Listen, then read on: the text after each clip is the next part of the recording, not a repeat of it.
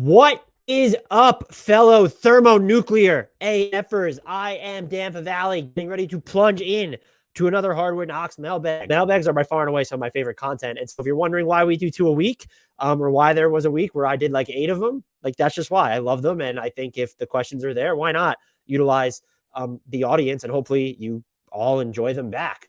That's way too much rambling for an intro, but I will put in, finally, remember to rate, review, and subscribe to us wherever you're getting your podcast. If you're on YouTube, hit that subscribe button. It would be absolutely spectacular as we build up the community. Closing in on 1.5K YouTube subscribers. I really want to get to like a zillion YouTube subscribers, but if you can help us juice up those numbers, let's go 2K before the season at minimum. But I would like to, like, can we flirt with 3K or 5K, like really get the word out there? So if you haven't already, or if you're watching on YouTube, please, it would mean the world if you hit that subscribe button, like, comment to break the algorithm. Let's move on, though. Let's dive into the mailbag. I'm going to have one Discord question here because it's related to something that came on Twitter, but this was through Twitter and YouTube. Let's start with Jay Childers from YouTube asking, what are the potential best benches in the league going into next season? This was like a thinker, and there are some teams that I think this could change depending on how the rest of the offseason shakes up. So some of the first ones that came to mind, Boston, and that like snuck up on me because I'm sure there might be people that make the case that they're shallow. Just looking at their rotation now, coming off the bench, Danilo Gallinari, Malcolm Brogdon, and still having Grant Williams there. And let's not forget about Peyton Pritchard as well. I guess, do you want a different type of, they did sign Bruno Caboclo. He has a chance to make the training camp roster apparently, as well as Noah Vonleh. It does seem like they're a little concerned about having that. I would call them a third big because Horford and RW3 are going to start together. Like that 9-man rotation is just, and Derek White, I didn't even mention him. So that 10-man rotation is just chock full of guys who are all really ridiculously good defensively. And maybe look, Jason Tatum, Al Horford, Jaylen Brown, Malcolm Brogdon, Derek White, Marcus Smart, Robert Williams III, and Grant Williams. So that's your 8-man rotation right there. And they're all really good defensively. And then I didn't mention Danilo Gallinari. So like you have 4 strong bench players at least. They could be there. I'm wondering if I'm taking a risk just because their bench skews like small, or it's a Danilo Gallinari or Grant Williams where it's, well, those are both kind of one position players. Do you want Grant Williams at the 5? They could be in there. This feels weird because I'm not high on their offseason at all, but Dallas, if they're really going to start JaVale McGee and Christian Wood, you would have coming off the bench Maxi Kleber and Spencer Dinwiddie, which is a great start right there. You all know how I feel about Frank Ntilikina. Reggie Bullock is probably also part of that equation. Is Tim Hardaway Jr. coming off the bench as well? I think it would. You're looking at, so let's assume they're going to start Wood and JaVale McGee, which I think is fucking stupid. But Wood, McGee, Doncic, Dorian Finney-Smith, those are your 4. Are you putting in Dinwiddie in the starting lineup to try to replace Brunson, or do you just put Tim Hardaway Jr. there because he's such a quintessential fit with Luka? But then if you have him coming off the bench or Dinwiddie coming off the bench, I could see it. We have to. This was the first team that I think came to my mind was the Clippers. They're just so deep. They have so many wings to the point that myself and also Braden from Discord, we've been trying to find Marcus Morris Sr. trades so that we can ensure that Amir Coffey plays and he wants to see more of Brandon Boston Jr. as well.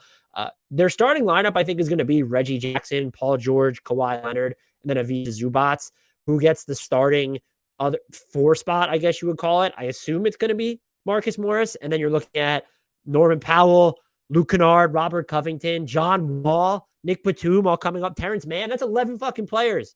They can't play 11. We need to shorten this rotation up. I didn't even mention Brandon Boston Jr. and Amir Coffey are going to be on that bench too. This team is so deep. They're probably going to have, as of right now, I'd say the best bench in the league. I mean, let's just name these players. Forget about, we know some of them will start, but Paul George, Kawhi, Marcus Morris, Norm Powell, Luke Kennard, Robert Covington, Reggie Jackson, Ivica Zubac, Nick Batum, John Wall, Terrence Mann, and then Amir Coffey, like that's 12. If you feel differently about Brandon Boston Jr. and think he needs to play, that's just 12 guys. And so only 5 of those 12 are going to start. That gives you just like a very intriguing 7-man bench rotation. The other team that I have here, and I have question marks written around them because I'm not sure if they should be here.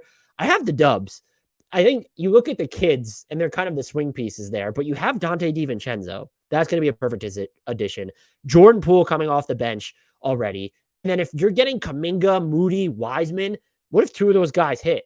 That just becomes like incredibly absurd. And so I don't know. I think they could work their way into the discussion. Even if one of the kids hits this season. Moses Moody looks ready. I feel like he's just going to be plug and play.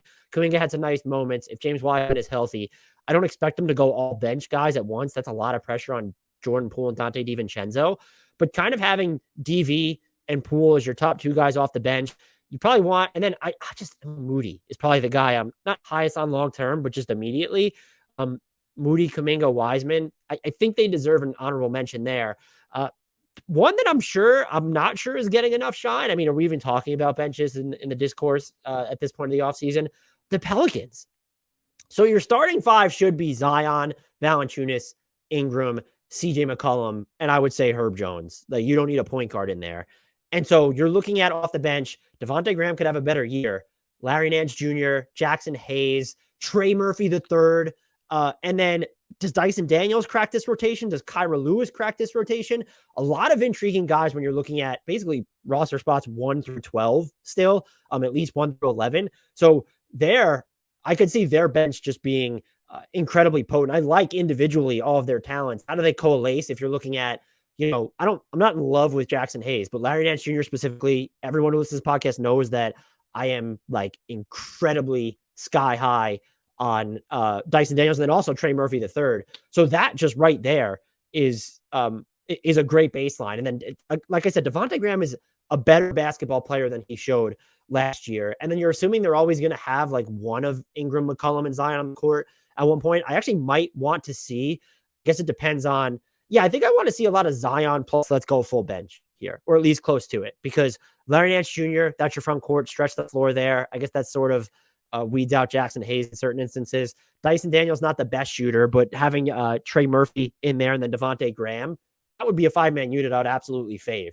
I fave that. That's the Zion plus bench. I want to see it in New Orleans.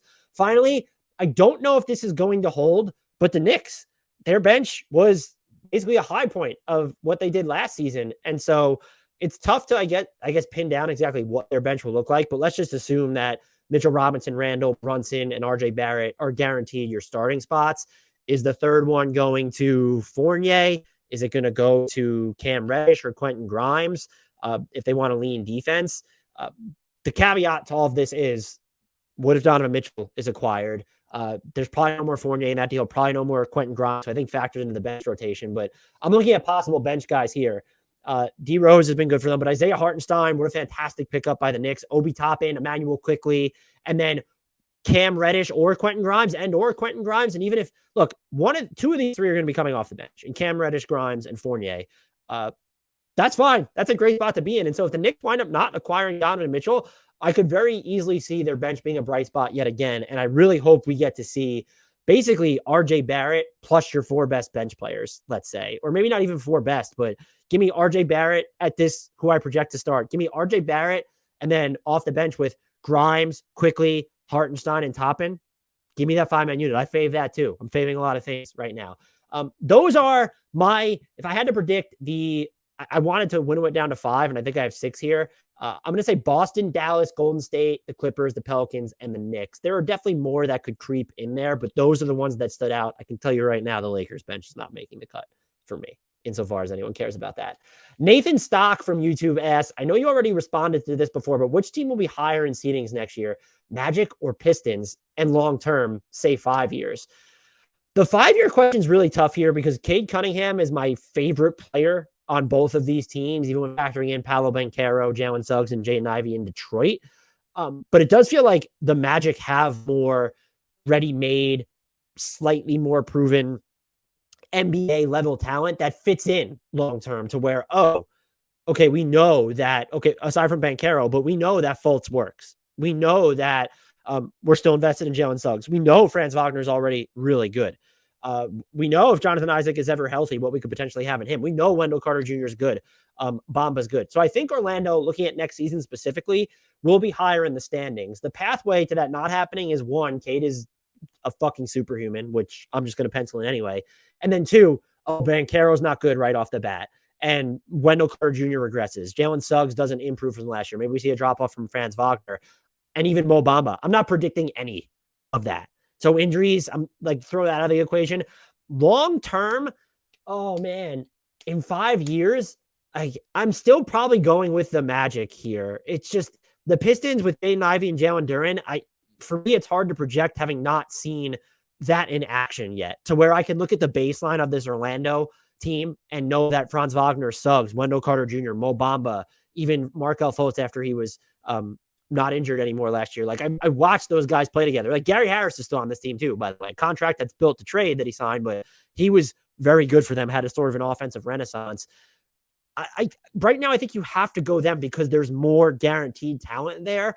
But the Pistons have a better chance of being the 5-year answer, I think, than the immediate answer, because Cade still needs a lot of these other pieces around him to develop. I think you could just also argue, though, that like the top end talent of Orlando could end up being better in Franz Wagner, Jalen Suggs, and Paolo Banchero versus Cade, Jaden Ivey, and Duren. Or unless you want to put Sadiq Bey in Duren's place there, I'm assuming no one's going to put Killian Hayes there.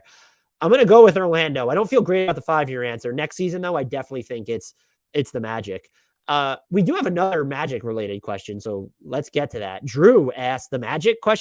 And so the Welcome Wagon in Discord asked, the Orlando Magic have a bit of a logjam at guard. Who's their point guard now? Is Suggs definitely the point guard of the future? Let's answer the second one first. I don't think Suggs is definitely the point guard of the future, because maybe he's just not a point guard. You can easily play him at the 2. I don't think the Magic are ever going to be in this position because of how big they are. You could get away, I think, in certain matchups with playing him at the 3. I liked what I saw from him last year, looking at the fundamental aesthetics of his game. I think the self-created jumper is going to be fine. I think this is someone who has the strength to really make plays when going downhill, and they gave him the opportunity, the agency over the offense to really explore and basically drive things. Maybe that's not his best role. Maybe the team just wasn't talented enough around him. Let's see what he looks like when there's Banchero and Franz Wagner surrounding him. That could be super helpful. I still believe that Jalen Suggs is going to be an all-star in the league. I guess ask me in a year and see if I still believe that, but that's where I'm at with Jalen Suggs. Their point guard right now, if we're just looking at, the answer is whether it's for starting or long-term purposes, I think it's Markelle Fultz. I caught shit from Orlando Magic fans on, I think it was Twitter, maybe it was YouTube, I can't remember at this point. I didn't cite Markelle Fultz as a building block for them. I just don't think that's him. Like, it's good that he can, we've seen him like snake pick and rolls, hit mid-range jumpers, get going downhill. I think his rim volume still leaves a little bit to be desired. Can he hit more of his free throws? Can he get to the foul line more often? The 3-point shot is like, can there be like sort of a slow moving methodical release where defenses are dropping and he's making them pay, or just sort of a set 3-point shot where he's getting hit with the ball from Banchero or Suggs, maybe even Wagner, good Wendell Carter Jr., good playmaker as well. I need to see like that stuff happen before I say that he is their point guard of the future, or even like a cornerstone in the same breath as not just Banchero and Wagner and let's say Suggs, but even as a Wendell Carter Jr. when I'm looking at the long-term value of the roster. I do think Fultz might have a better chance of being a building block for this team than Isaac at this point. I also think you just start him this season. He's probably, Banchero could end up being the best passer on your team right now, but you look at what Fultz does defensively. He's no worse than your second best passer.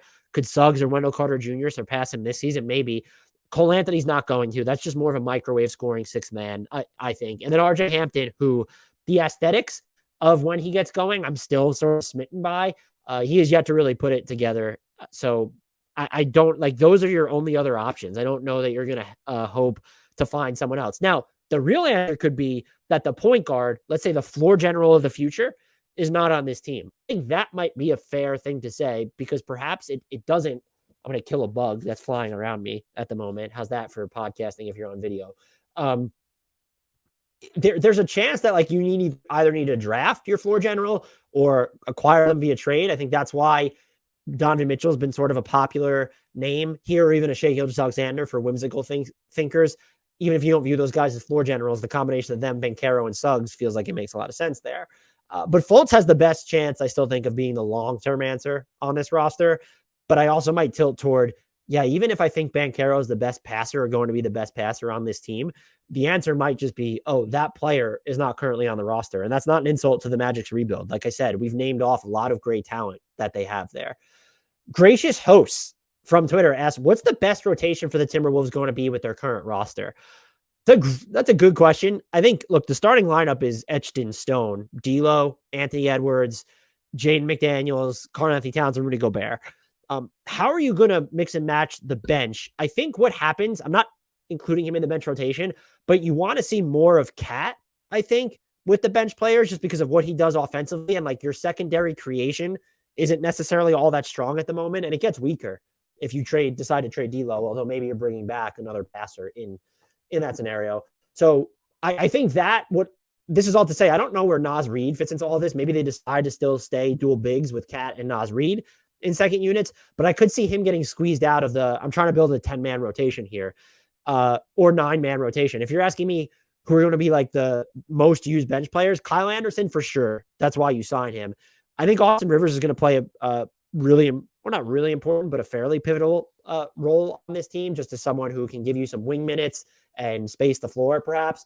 I think Jordan McLaughlin, who really shot over 40% from three to close out the year last season, that's someone you need to keep in the rotation as well. Just like I said, you don't have a lot of secondary creators here, which is sort of the sacrifice of giving up Patrick Beverley, and then you weren't even deep in that area to begin with. Maybe you thought Malik Beasley could do more of that than an Austin Rivers, but you have Anderson.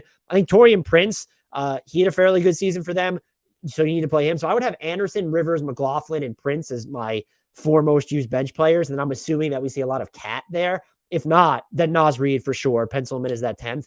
Maybe that leaves Bryn Forbes being the odd man out.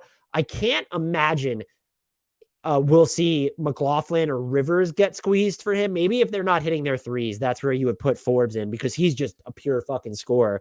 That's how I'd probably structure my rotation, though, is I want to see Cat the most with the bench mob. You could tell me if you disagree, but I think that's the route to go given their, I don't want to say dearth of secondary offensive creation, but that's like sort of what they have is they have all these tertiary creators, but no one you would look at and say, oh, that's like a second primary or a third primary behind D'Lo and Edwards. I think McLaughlin comes closest to that. Maybe it's Kyle Anderson. So D'Lo, Edwards, Jaden McDaniels, Cat, Gobert in the starting lineup. And then my most used bench players, Kyle Anderson, Austin Rivers, Jordan McLaughlin, Taurean Prince. I have Naz Reid after that. But again, I'm just curious to see if they are going to pencil in Cat or even Gobert to a lot of solo big man minutes, which in turn would kind of, Naz Reid can stretch the floor and play with either one of them. But in theory, if you want some of those 1 big minutes, he's going to be the player that gets squeezed. Cinematic Universe. What does a Trae Young by DeJounte Murray backcourt look like at its best and at its worst? Same with Gobert and Cat frontcourt in Minnesota. So for Trae and DeJounte Murray, I think what it looks like is we see the Hawks having their point of attack defender against really every single team. It makes it easier to not only move around Trae Young, but then move around DeAndre Hunter, who his assignments are all now of a sudden trickling down to the number 2 or the number 3 option. And that ends up being a no-brainer fit. On offense, the best version is Trae Young gets moving off the ball. You're setting screens for him. He's flying around, knocking them these quick fire looks off the catch while Murray sort of orchestrates, puts some pressure on the basket and on defense, maybe hits some mid-range jumpers coming out of the pick and roll. At its worst, though, I think they struggle to find the on-ball, off-ball dynamic between them. Trae Young probably can't set screens on his own away from the ball for others, but what if he's just not a guy who can get moving off the ball? What if he's more Luka Doncic or James Harden in that regard than he is Steph Curry or Damian Lillard, who's not really used in that capacity? Still, I think he could be. And then DeJounte Murray, if you need Trae Young on the ball, can he hit enough of his set threes? Maybe get used as a cutter, can use him as a screener. That would be at its worst, to where your offense with these two actually regresses from the Trae-centric offense that you've had these years.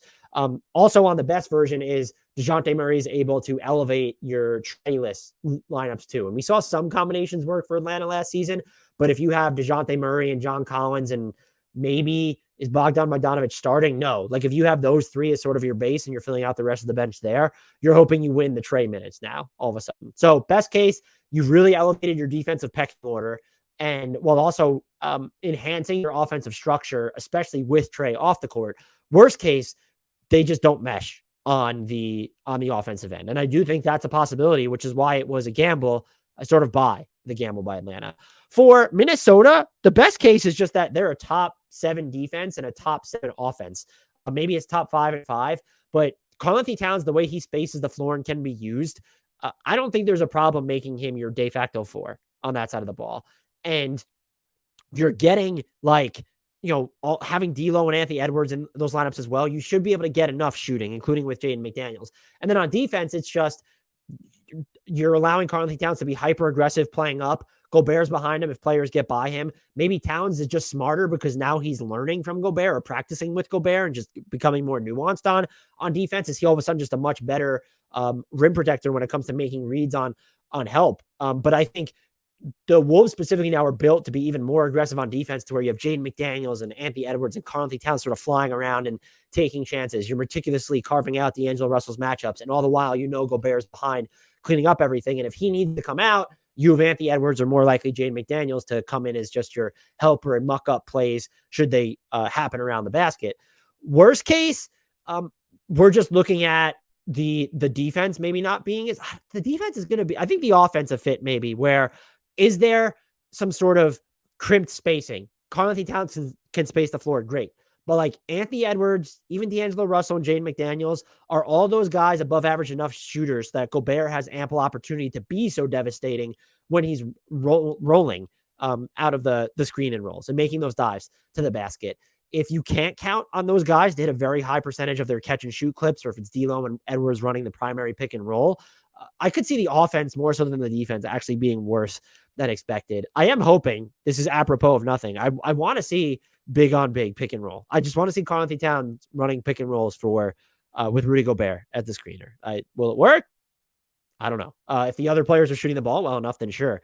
But yeah, the offense could be just fickle, especially if, like, how is Kyle Anderson fitting in? Are you ever playing him with Gobert at the same time and then him and Gobert and Cat at the same time? There are some certain questions there. It's weird that I have them more so on offense for a team with Towns and Edwards and D'Lo. The next question is also Timberwolves related. Caden Yoss, thoughts on the lack of Anthony Edwards talk this summer? Seems people are forgetting about him. He's been working on his floater and short mid-range game. What should our expectations be for him and the Timberwolves as a whole this coming season? I don't think it's weird that there's been a lack of Anthony Edwards talk. Everyone sort of has accepted that he's just like this certified star ascending, which is a great place to be. And then the Wolves just went all the way in, not just on Rudy Gobert, looking at that trade, but Karl-Anthony Towns, because they gave him that supermax extension. And there's sort of been the trickle-down effect of, one, the conversation of, was it worth giving up the extra draft equity to keep Jaden McDaniels? And what's going to happen with D'Lo? He's in a contract year, very expensive salary at the moment. Is he someone that they're able to divest into deepening their rotation a little bit? Or are they going to move forward just with this, I don't want to say very top-heavy, but a very intriguing tippy top of your nucleus? But for Edwards, if he's working on his mid-range game and floater game, that's huge for the Wolves to have someone who, aside from D'Lo, and can do it maybe hopefully more efficiently than D'Lo, have that in-between touch. And it adds just another dimension to Edwards' offense where he's putting real pressure on the basket, and he is a dangerous shooter. His catch and shoot threes have been mostly fine. He did shoot 34.4% after the All-Star break on off-the-bounce triples. That's huge. And so if you're going to progress as an in-between scorer there, you just become a threat, not just at every level, but sort of in every form. He shot 50% on drives, and I actually think he has like a lot of room to grow as a finisher when you're kind of looking at his angles and takeoff points. Something to watch for is he's definitely made improvements as a passer. His decision-making after he can leave his feet or throw those jump passes and those like 11th hour decisions, they're really good and impactful. But when you watch him, and I like that he's making quicker, it feels like, the swing passes where he doesn't hold on to the ball as long if he's not attacking. Can he be more of that methodical setup man and develop the chemistry in the half court with Gobert? Because a lot of the assists that he's racking up, they're not coming out of passing guys open. He's passing to guys who are already open because he collapsed the defense. And there's going to be some more complicated reads he has to make if you want him to connect with Rudy Gobert. I also think it's important that he sort of makes that jump because if you don't think D'Lo is long for this team, even beyond next year, well, you don't have that guy, like that primary floor general type, to slow things down and make those plays. And you might even argue that D'Lo is not the perfect solution should he stay there anyway. I think Edwards is capable of making that type of a leap as a playmaker just because he's still so young. And we've seen someone who's willing to get rid of the ball if he's not going to put it on the floor. And again, after he's leaving his feet, finding guys, and he already looks comfortable, just Towns specifically. He just knows where Towns is going to be and throwing passes behind him. So he's made some difficult passes, but in terms of making more complicated reads or passing guys actually open outside of transition, maybe, I'm just saying I'd like to see him not rely less, but can he pass outside the context of, well, the defense is giving me so much attention as I'm going downhill, or I'm catching the ball and throwing that touch pass or that swing pass. I'd like to see him make those more conventional floor general type reads. And I think it's going to be important to him actualizing his ceiling. I look at him defensively, though. Maybe you'd like to see a little bit more one-on-one improvement. He is what I would call a defensive disruptor or playmaker, where now, especially with Gobert and Jaden McDaniels there, even Linus with Kyle Anderson, this is someone who can force turnovers away from the ball in bunches.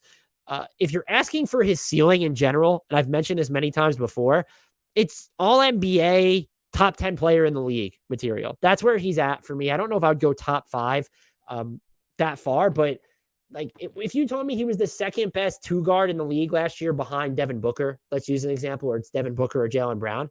Let's say just say top 3 with those two there. I'm not going to push back. He's probably already a top 5 2-guard or off guard, whatever you want to call it. If you want him to be the top 10 player in the league material, I think he does need to make the biggest leap as that primary offensive engine, not as a scorer, but as a passer. And I do think he's capable of it. Does he get there this year? I don't know. There's a lot of moving parts here with Minnesota's roster. But I will say we should expect him to be in the All-Star discussion, if not fringe All-NBA material. And the Timberwolves as a whole, I don't want to even tether them to a playoff context because I just don't know. But I think in the regular season, this is a team. I don't want to say, I'm going to say it should be a top 5 team in the West because you have to recognize Phoenix and Golden State shouldn't go anywhere. The Clippers and Nuggets are going to be healthier. So like they should be around that same. The Timberwolves or the Pelicans to me are the teams that I look at and say, okay, even more so than the Lakers right now, they should be hovering around that 4-team tier of Phoenix, Golden State, Denver and LA. If the LA Clippers, both those squads are healthy. So that's where I'm at with the Timberwolves. I think they're going to be dominant during the regular season. I just have questions with the playoffs, and I think Anthony Edwards is a future top 10 player in the league. I think he will be closer to all-star / I think he will be closer to all NBA consideration than outside it this year. And by that, I mean, like this should be someone who's probably a decidedly top 25, top 20 guy in the league, consensus by the end of next season. And I apologize if that insulted any Timberwolves fans, because I know there are people who support teams that get mad when you don't say, oh, well, best in the league for each of these guys. Tom asks, here's a proposal. Make the half-court line a 4-point line. Your thoughts? Fuck it. Do it. I'm all for just innovation to see how it works. I don't think we get players, at least other than Steph Curry, maybe trying to take those during real game time. It might add an element of intrigue to the end of games, though, where teams are trailing by 4 and it's all of a sudden it's a 1-possession game. Can we make that like the final 2 minutes or something? The half-court like line is worth 4 points. I would absolutely try it, though, because I don't really think it would impact shot selection for the first 43 minutes of games at least. And maybe you only make it during a final time there. But I think the league in general, talk is cooled on the addition of a 4-point line when they see how far these guys are taking shots anyway. And I do wonder how people would feel knowing like, okay, well, what does that do to when we're trying to provide context across history when it comes to scoring? That's also some of the same issues run into when you talk about shortening a season. I fave it, though. It wouldn't be at the top of my priority list, Tom, but give me a 4-point half-court line, even if it's only, again, for the end of games. Luke Angelica asks, what metrics / statistics do you think hold the most weight in predicting future success of a player? Objectively, there have been studies done where steal rate and free throw percentage from college pretty much translate well to the pros. It's the same as true shooting percentage. If you're looking for an advanced metric that I trust to project moving forward, I don't know that there is one. When you look at regularized adjusted plus minus RAPM, being able to look at that at a 3 and 5 year scale, maybe that allows me to project impact, at least, mentally, like when I'm thinking about it critically a little bit more. But that might just be more of a better version of like recapping impact rather than projecting. I will say when I'm trying to assign future value to a player, I'm looking at context a lot more now. Like, yes, the efficiency matters, but and I'll go by this. When I'm looking at college guys going to the pros, or if I'm just looking at players who are young, are they scaling upward, or they're just being talked about more? I'm looking at the criteria or the manner in which their, let's say, shots are coming. And that's like the biggest one for me. If their efficiency is holding really well and most of their baskets are coming off assists and they're play finishers, catch and shoot guys, that's great. That's fine. I am looking at, though, let's use Shai Gilgeous-Alexander as an example, not the most efficient player ever, but when you've seen the past 2 seasons, like 85% of his made field goals have gone unassisted, it matters that he's been able to prop up any sort of league average-ish efficiency when he's responsible for generating so many of his own looks. And it's the same thing with RJ Barrett, although that's more difficult to discern, just because we've seen his role change so much. And that's another thing you're looking at, is how does their usage change? Not just in totality, but the context of it. We've seen RJ Barrett towards the end of last season. He was taking more self-generated looks. That matters when you're talking about whether you're worried about his efficiency numbers right now. But it also matters that this is someone who, by and large, throughout his career, has done a promising job of hitting his catch and shoot threes, because it implies that he is more plug and play than people give him credit for. This isn't DeMar DeRozan, who needs to have the ball in his hands to make an impact. You can trust him right now to hit those set jumpers, I would say. Definitely more than a DeRozan, maybe at this point even more so than a Jimmy Butler, given as how his career arc has panned out. So I know that's not a quintessential or the perfect answer to your question, but those are the context of someone's role usage, the way that their shots are coming, is something that I use a lot when I'm trying to evaluate not what just happened, what I'm watching, what I'm seeing, what I'm feeling, but what could happen moving forward. And so for an RJ Barrett, and we had this question on a previous mailbag, no, he has not finished the year at league-wide efficiency, league average efficiency yet through 3 years. That could be concerning, but we've seen it happen with other players like a Bradley Beal or even a Kemba Walker.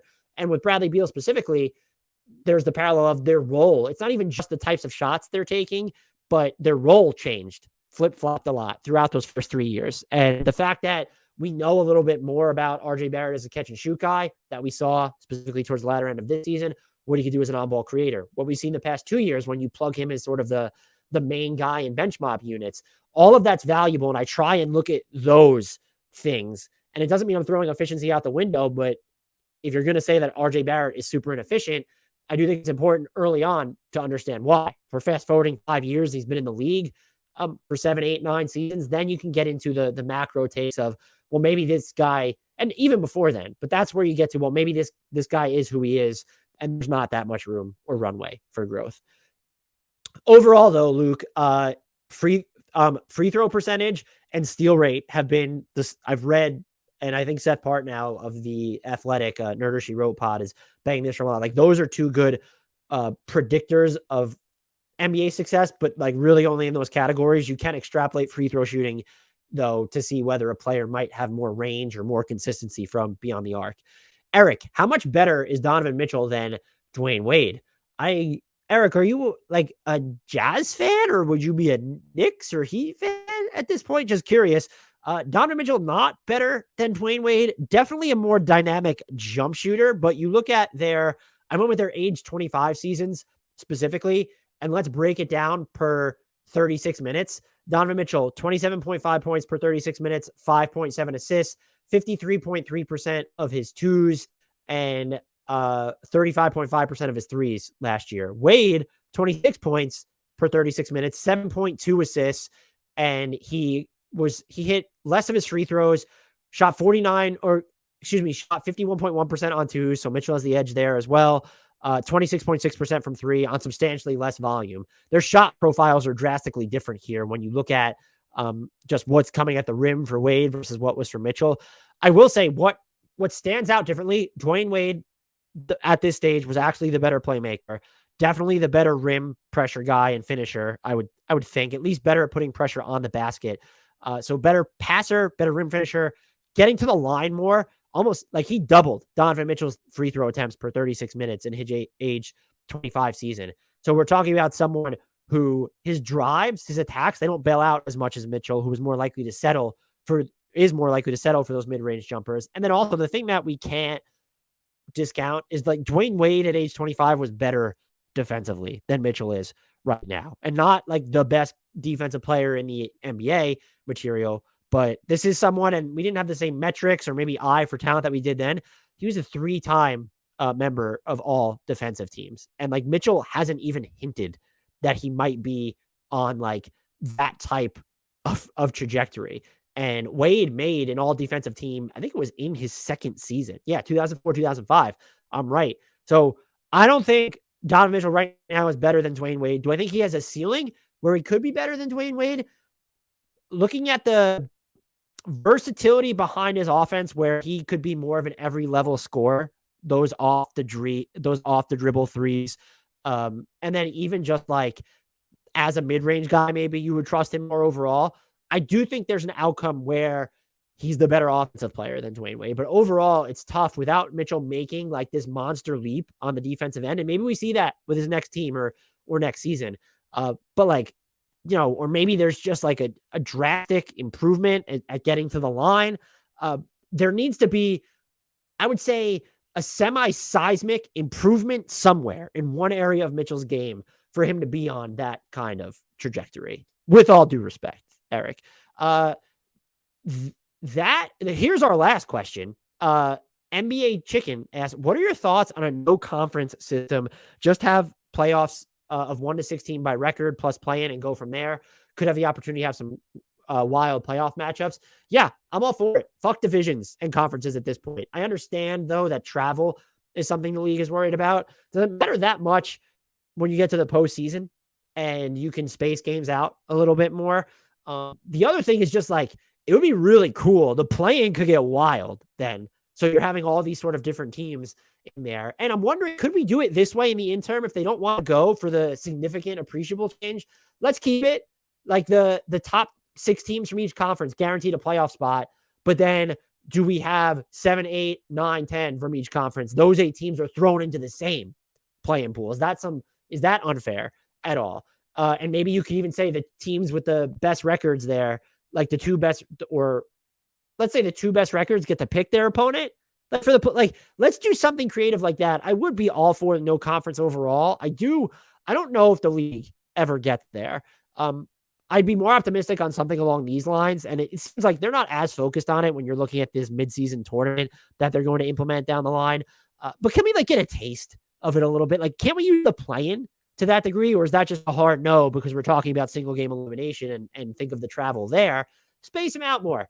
Like, I want to see just something a little bit different. And like, you're looking at them, like the Grizzlies would have played, which, by the way, wild and just under the radar. The Grizzlies they weren't just a 2 seed in the West last year. They had the second best record in the NBA. That is just wild when it's framed that way.